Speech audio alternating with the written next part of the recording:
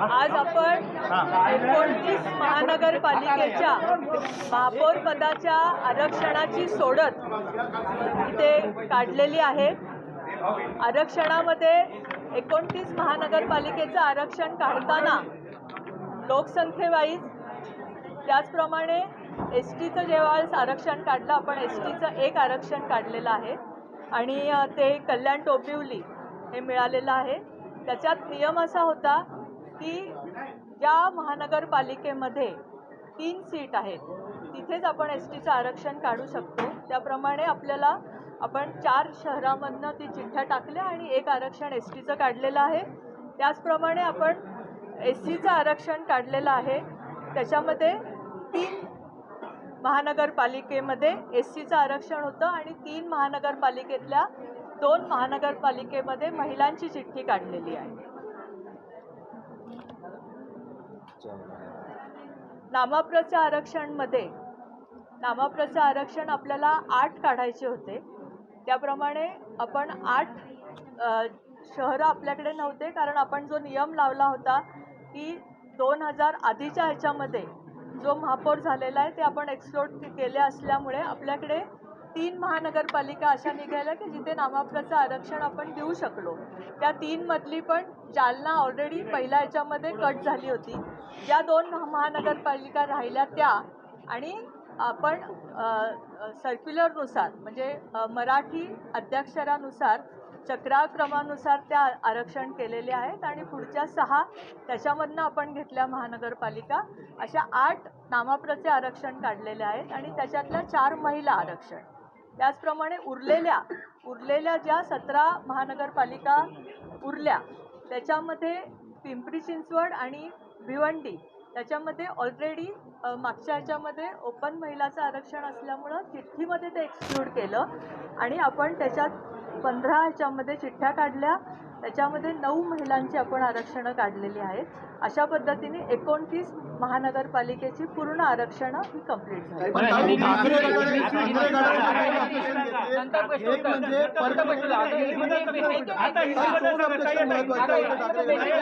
म्हणजे परभणीच्या संदर्भामध्ये, दुसरा म्हणजे बृहन्मुंबई संदर्भातला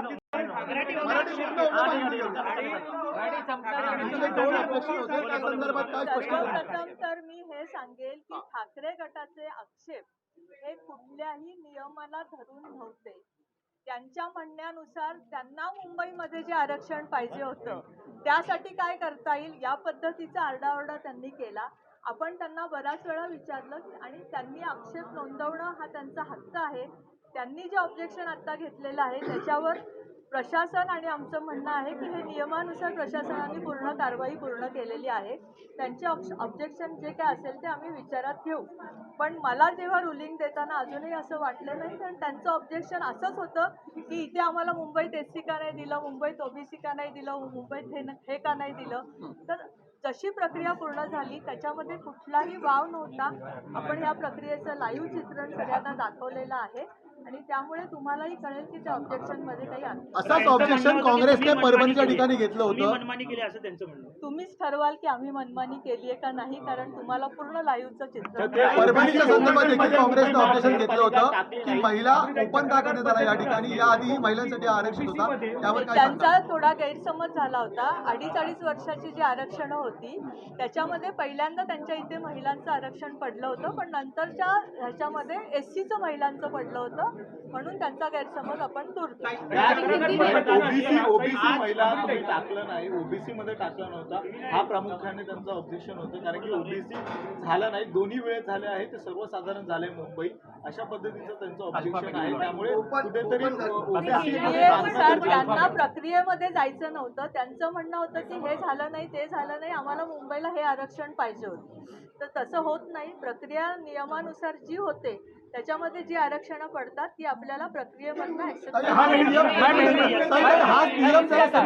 तुम्ही सुरुवातीला आज सांगितलं होता की चक्राकार पद्धत कशा प्रकारे होती, त्याच्यामध्ये अल्फाबेटची कशा प्रकारे मांडणी केली आणि कशा प्रकारे महापालिकांची निवड करण्यात आली।